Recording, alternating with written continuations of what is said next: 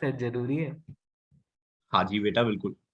अब देखो हम लोग जो टॉपिक देख रहे हैं that is we will talk about the interaction between human and environment. हमारा एनवायरनमेंट और ह्यूमन, हमारे बीच में यहाँ पे जो इंटरेक्शन है उसके बारे में बात करेंगे। एंड ऑब्वियसली जब हम इंटरेक्शन की बात करेंगे तो बेटा यहाँ पे जो डिसएडवांटेजेस हैं हमारी वजह से, जो हमारे एनवायरनमेंट को नुकसान हो रहा है, हम उसके बारे में बात करेंगे। Got it? Yes sir. ठीक है, तो अब इस चीज को देखो समझना। बेटा एक सीधी सी बात समझना, एवा वेदांश सौम्या, बेटा अगर मैं एनवायरनमेंट को नुकसान पहुंचाऊंगा तो बेटा उससे फिर मुझे भी नुकसान होगा कि नहीं होगा? सर अगर आप इन्वायरमेंट को नुकसान पहुंचाएंगे तो सर जरूर होगा, आपको भी नुकसान होगा। होगा कि नहीं होगा बेटा? तो दिस इज द फैक्ट जो आपको समझना है कि आपको जब आप एनवायरनमेंट को नुकसान पहुंचाते हैं तो उसका नुक्स जो डिसएडवांटेजेस हैं वो आपको भी देखने को मिलते हैं। Got it? Yes sir. Yes sir. ठीक है, तो देखो बेटा, सुमित आ गया यार, सुमित आ गया, वेरी गुड, सुमित आ गया फाइनली। तुमने कोई मैसेज ड्रॉप किया था कि किसी ने? सर मैंने नहीं पूछा था। यस तो मैंने किया था। ओके, तभी थैंक यू एवा। देखा, this is called sincerity Vedansh. Sir मेरा आज व्हाट्सएप बंद था सर, व्हाट्सएप पे इसीलिए नहीं कर रहा। Okay, write down. अब लिखो इसमें the relationship between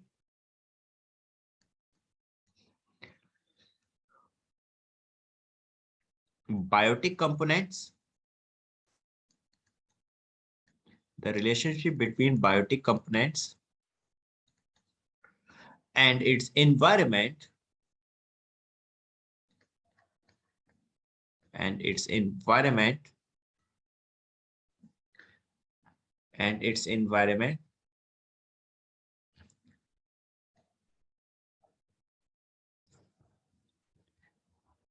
in its environment is reciprocal.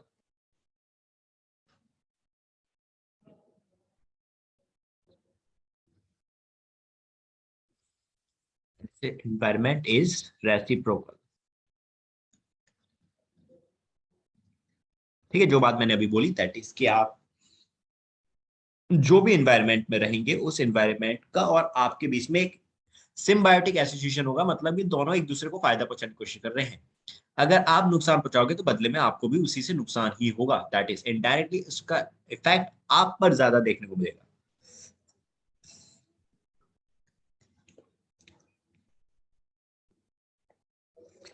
ठीक है, it means that changes in the environment, that changes in the environment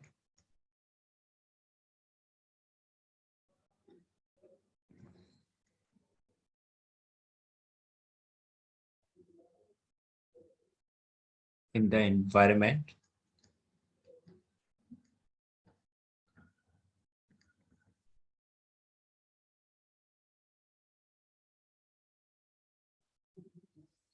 in the environment affect us, affect us and our activities.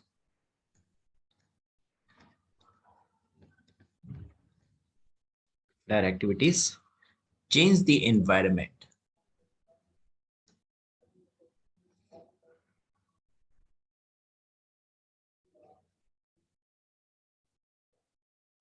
ठीक है बेटा?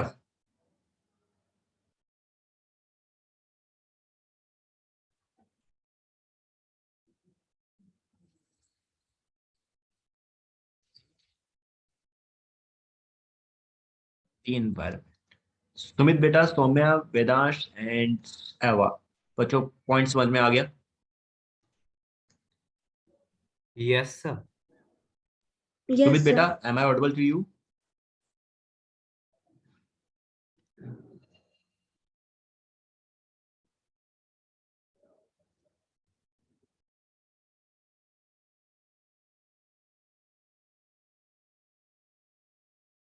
Now next point.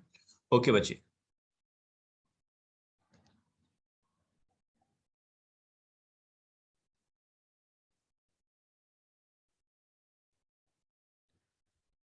अगला point मैंने अभी जो बताया कि हमारी एक्टिविटीज से आज एनवायरनमेंट के अंदर बहुत सारे जो डिसएडवांटेजेस यानी बहुत सारे रेसिप्रोकल इफेक्ट्स आपको देखने को मिल रहे हैं।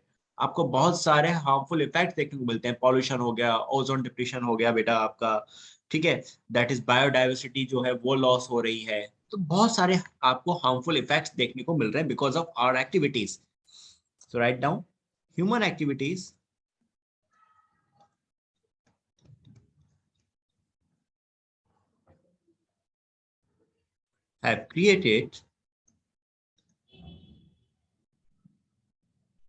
have created many serious environmental issues. Many serious environmental issues.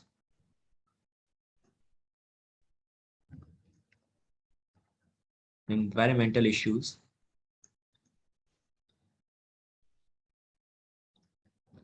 ठीक है, जैसे कि environmental pollution,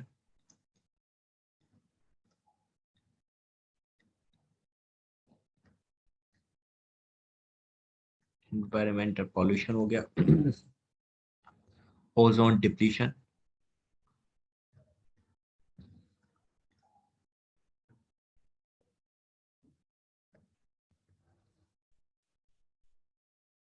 waste disposal,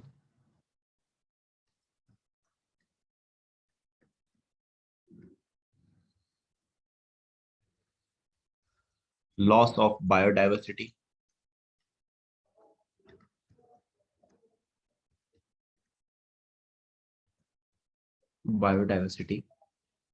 etcetera. बेटा बायोडाइवर्सिटी समझ में आता है? Eva, Saumya, Sumit, Vedansh, do you understand this term?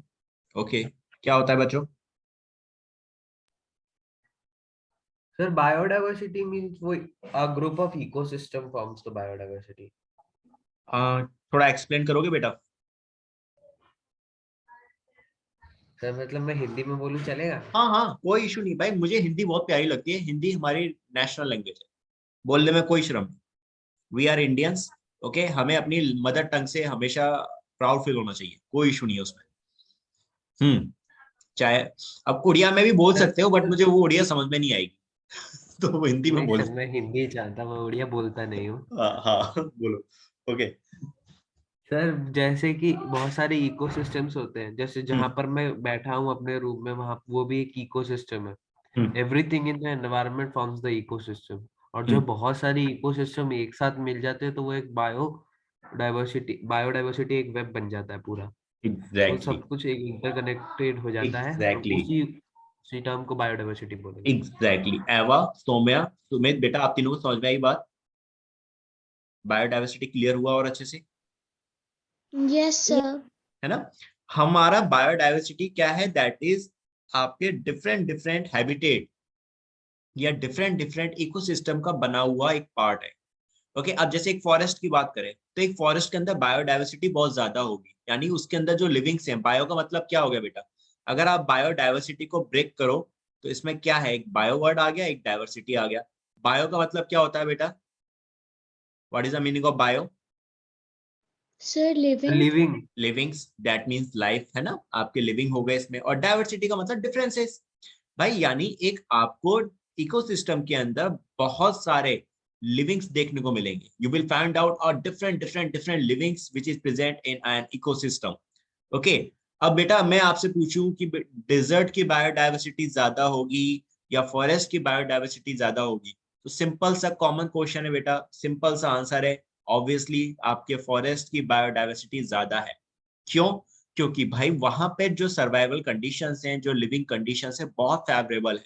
ठीक है, वहां पे बारिश हो रही है अच्छे से, वहां पानी की कमी नहीं है, वहां टेम्परेचर बहुत ज्यादा हाई नहीं है, ना टेम्परेचर बहुत कम है।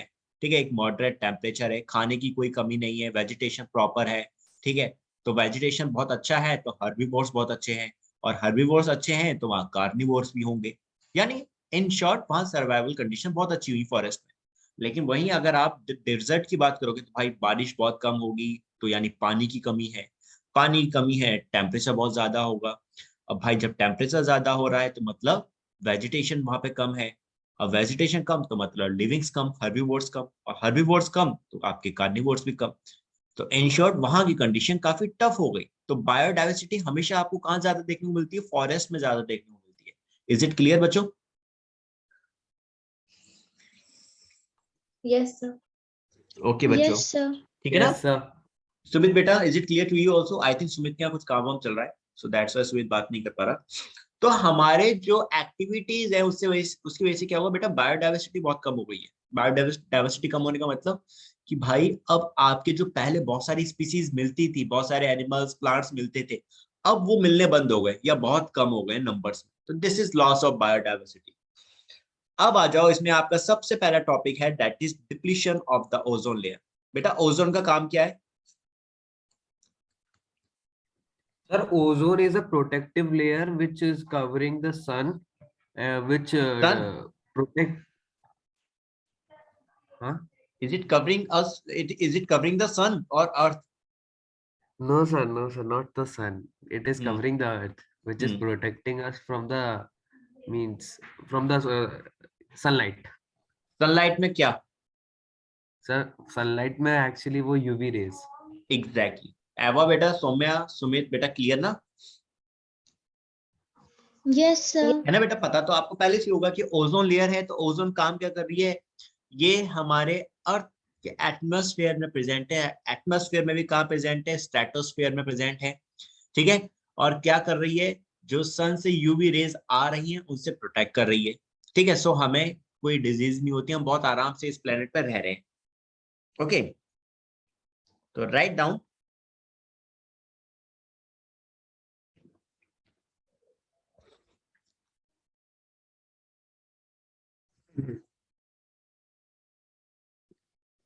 Ozone is present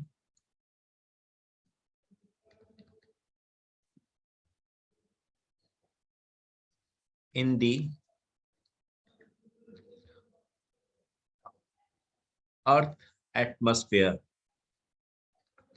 earth atmosphere में प्रेजेंट है। अर्थ के एटमॉस्फेयर भी कहा? ब्रैकेट में स्ट्रेटोस्फेयर में। Stratosphere,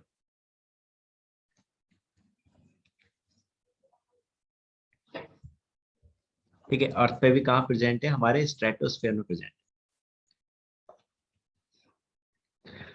present in earth atmosphere, that is stratosphere. ठीक है बच्चों। अर्थ ओजोन जो होती तो पॉइजनस है, बट क्योंकि स्ट्रेटोस्फेयर में प्रेजेंट है इसलिए हमें इससे कोई नुकसान नहीं होता। Got it? Yes, sir. Yes, sir. ठीक है। नेक्स्ट वन लिखना। मोर ozone is found over the polar regions.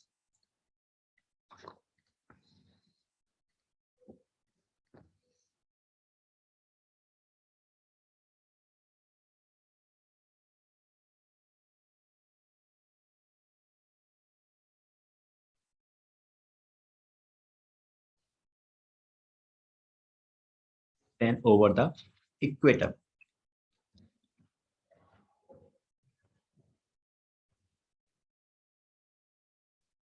ठीक है। ज्यादा कहां प्रेजेंट है? पोलर रीजन पे प्रेजेंट है as compare to equator.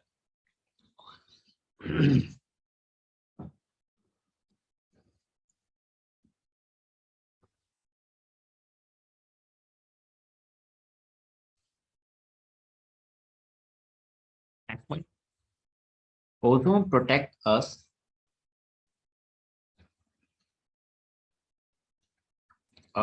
and other livings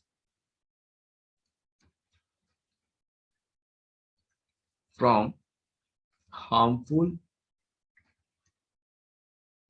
UV rays, ultraviolet rays of sunlight.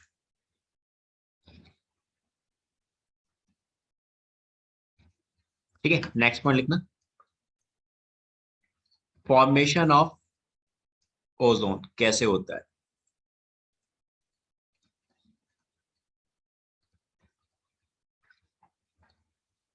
Ozone बन कैसे रही है? ठीक है। फॉर्मेशन ऑफ ओजोन, तो देखो बेटा, आपकी जो ऑक्सीजन होती है, सिर्फ रिएक्शन लिखनी है इसमें, रिएक्शन से आपको समझ में आ जाएगा। In the presence of UV rays, ये ऑक्सीजन आपकी स्प्लिट हो जाती है नेसेंट ऑक्सीजन, इसे आप नेसेंट ऑक्सीजन कहते हैं, दैट इज नेसेंट ऑक्सीजन, ये जो बनी। अब यही सर ये नेसेंट इसकी डिफरेंस ऑक्सीजन, क्या है, ऑक्सीजन और नेसेंट ऑक्सीजन बन जाती है जो हाँ बेटा, इसमें नेसेंट ऑक्सीजन और ऑक्सीजन में डिफरेंस क्या है सर? बेटा ऑक्सीजन में आप साफ देख सकते हो, यहाँ पे आपके ऑक्सीजन के दो मॉलिक्यूल्स होते हैं, ठीक है, जो आप यूज करते हो। दिस ऑक्सीजन जी is sir. Use by living beings, but अगर आप इसको स्प्लिट कर दो, ये जो ऑक्सीजन के सिंगल सिंगल मॉलिक्यूल्स बने, that is not directly use by living beings, इसको आप नहीं यूज कर सकते, चाहे आप हो चाहे दूसरे लिविंग्स हो। Got it? Yes sir. तो आपका ये अगेन नेसेंट ऑक्सीजन ऑक्सीजन के साथ मिलकर क्या बना देता है, ओजोन बनाता है। तो that's how ozone is form. Is it clear बच्चों सभी को? सौम्या, यस एवा, वेदांश, सुमित, बच्चों, Yes, sir. ठीक है, दैट्स हाउ Yes, sir. हमारे प्लेनेट में ओजोन की फॉर्मेशन इस वजह से होती है। This is the reason.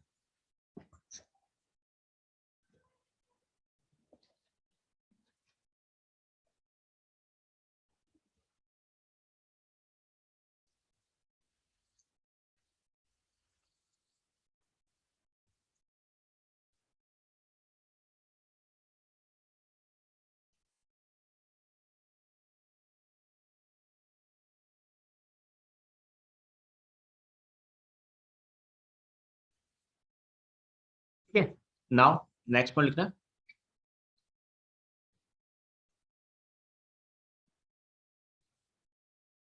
आपकी ये जो ओजोन होती थी बेटा, ये ओजोन क्या होती थी, अगेन ब्रेक डाउन हो जाती थी, और ब्रेक डाउन होकर आपका ऑक्सीजन की फॉर्मेशन कर लेती थी, यानी रिवर्सिबल थी। दैट वाज रिवर्सिबल, जैसे कि ओजोन आपका नेसेंट ऑक्सीजन ऑक्सीजन मिलकर ओजोन बना सकती थी, और ओजोन अगेन आपका ब्रेक डाउन होकर ऑक्सीजन और नेसेंट ऑक्सीजन बना सकती थी। ठीक है, तो ये लगभग बराबर होता था, यानी जो रेट था, ये जो रेट होता था, दैट इज ये द रेट ऑफ फॉर्मेशन। ये जो रेट है बेटा आपका ऑक्सीजन नेसेंट ऑक्सीजन से ओजोन का बनना, और ओजोन से अगेन आपका नेसेंट ऑक्सीजन और ऑक्सीजन का बनना, ये जो रेट ऑफ फॉर्मेशन है बेटा, ये पहले के टाइम इक्वल था लगभग, rate of formation and break down of ozone were almost equal, almost equal, ठीक है, until about 4 decades ago।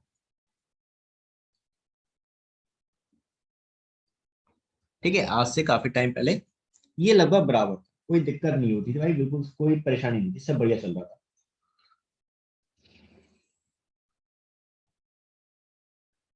But हम अगर 1980s की बात करें, तब उस टाइम पे आपका क्या हुआ, ओजोन लेयर धीरे धीरे डिप्लीट होनी शुरू हो गई। But the amount of ozone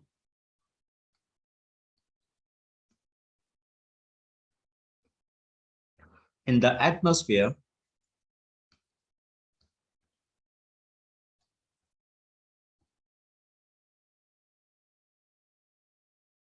began to drop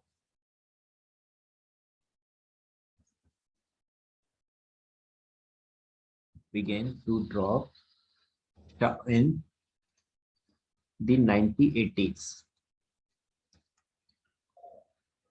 ठीक है, 1980s में आपका ओजोन डिप्लेशन स्टार्ट हुआ। इन 1985 people first began to realize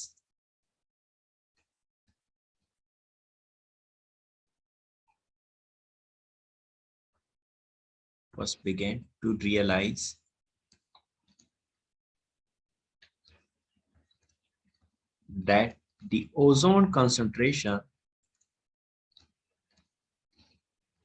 over the Antarctica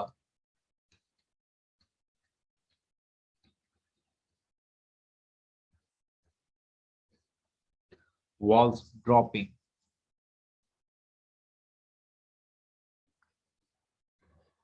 Was dropping.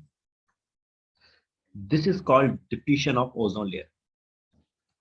बेटा अब ये ओजोन लेयर डिप्लीट क्यों हो रही थी, रीजन क्या है, कोई बताएगा?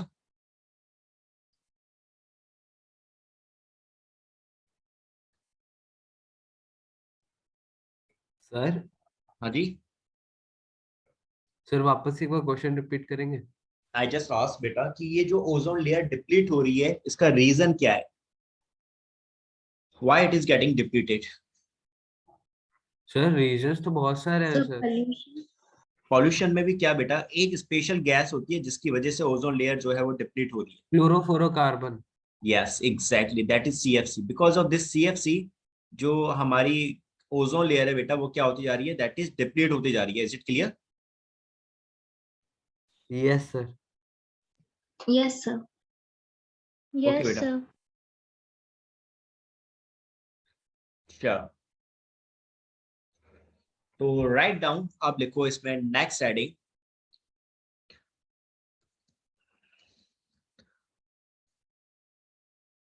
ozone is broken down by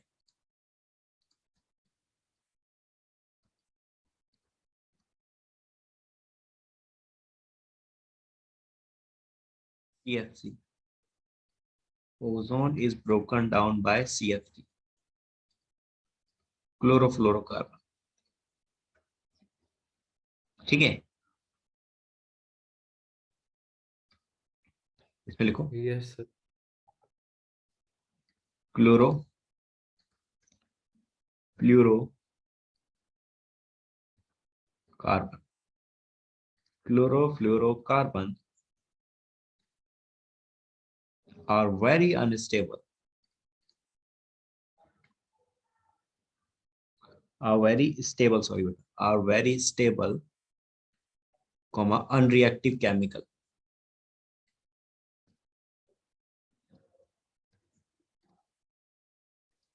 Unreactive chemicals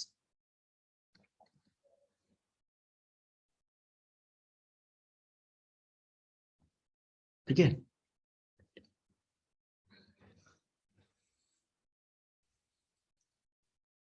This is used in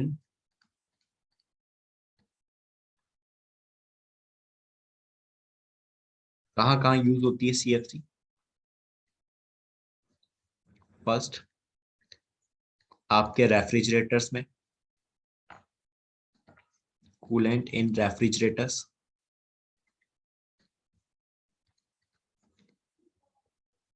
ठीक है, रेफ्रिजरेटर के अंदर, एसी के अंदर, एयर कंडीशनर, या फिर फायर एक्सटिंग्विशर,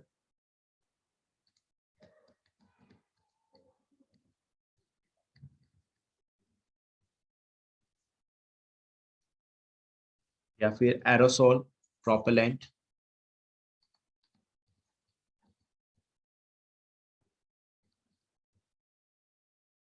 एरोसोल प्रोपेलेंट, या फिर पैकेजिंग में भी, फॉर्म के अंदर, in form used for packaging.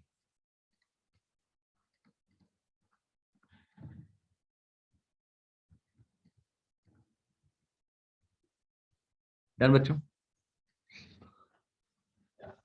Yes sir. तो ये यहाँ पर आपके बेटा इन इन जगहों में सीएफसी का यूज होता था, बिकॉज ऑफ दिस सीएफसी आपका जो ओजोन डिप्लेशन है वो देखने को मिलता है। Got it? एवा, सौम्या, सुमित बेटा आप तीनों क्लियर ना? Yes, Sumit sir. बेटा, ओके Yes, बच्चे। yes, sir. आज सुमित बेटा चुप कैसे हो, शांत कैसे हो, क्या हो गया?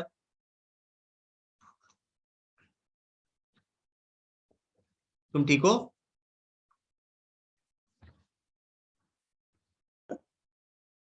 सर थोड़ा सा वो कोल्ड है ना इसीलिए ओके, लग रहा था। जल्दी ठीक हो जाओ बच्चे। अब आ जाओ आप नाउ नेक्स्ट। तो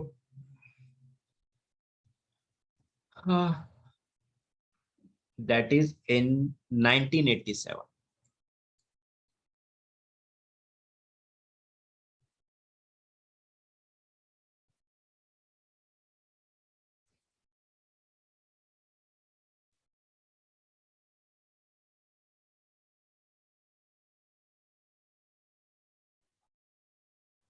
In 1987, an agreement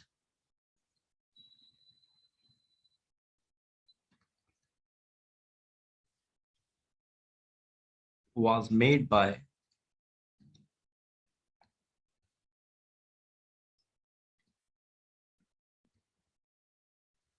different countries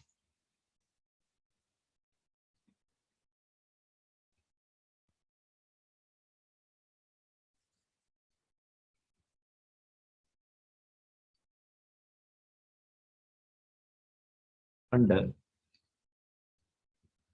the guidance of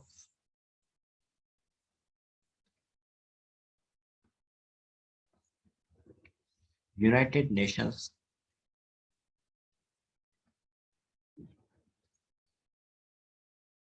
Environment Program.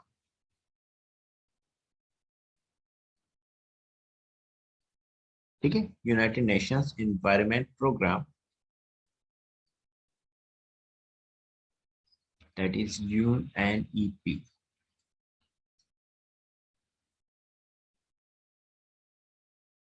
Environment program to free CFC production.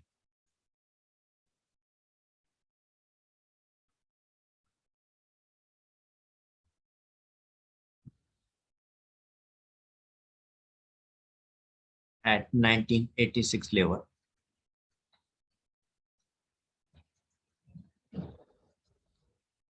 This is called Montreal Protocol 1987. This is called Montreal Protocol 1987. बेटा समझ में आई कुछ बात? Yes sir. Yes, sir. ठीक है, 1987 में आपकी जो डेवलप कंट्रीज थे उन्होंने ये क्या किया था, साइन एग्रीमेंट किया था कि भाई हम अपना सीएफसी का जो प्रोडक्शन है उसको कम करेंगे, एंड इस प्रोटोकॉल को उन्होंने नाम दिया था मॉन्ट्रियल प्रोटोकॉल. ठीक है, और उस लेवल को सीएफसी के जो लेवल है बेटा उसको हम 1986 में जो था उसके अकॉर्डिंग लेकर आएंगे, उससे कम या उतने तक तो लेकर आना ही आना है. सर सीएफसी का एक सब्स्टिट्यूट भी इसी मीटिंग में ढूंढा गया था. हाइड्रोफ्लोरोकार्बन करके. यस, हाइड्रोफ्लोरोकार्बन का भी आपने उसका यूज करना स्टार्ट करना था. नाउ नेक्स्ट लिखो. Subsequently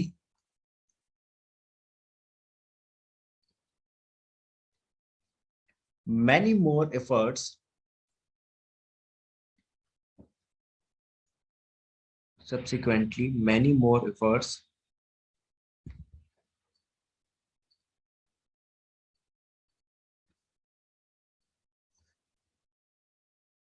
have been made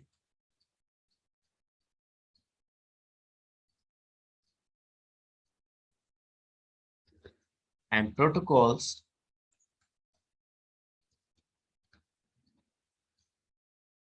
have laid down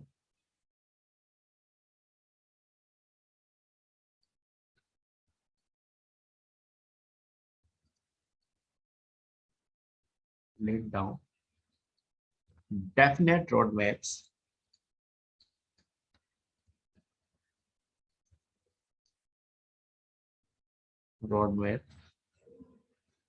for reducing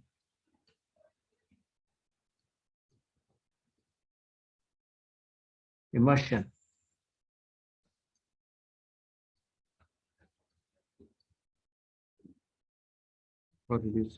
of ozone depleting chemicals.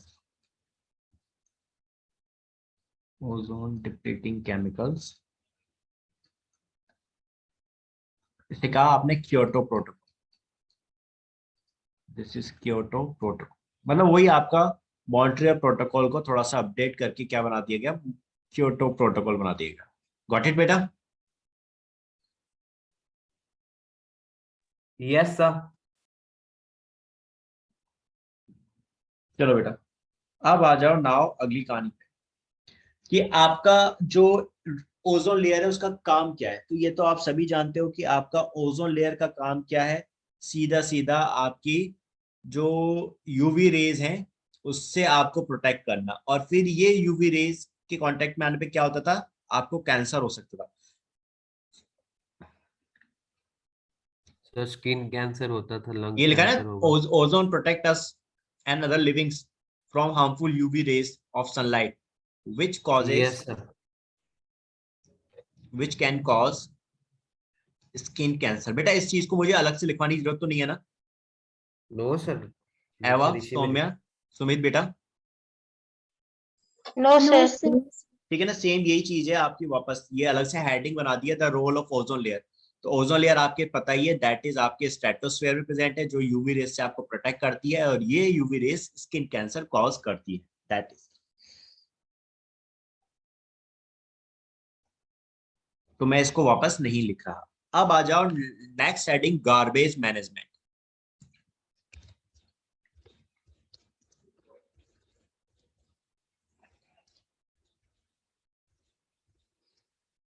ठीक है बेटा, यहाँ आप गार्बेज मैनेजमेंट की बात कर रहे हैं कि भाई आप गार्बेज को कैसे मेंटेन कर सकते हो। ओके बच्चों, यस सर। कैसे मैनेज करेंगे बेटा गार्बेज को? बताओ, कौन बताएगा? How you can manage the garbage?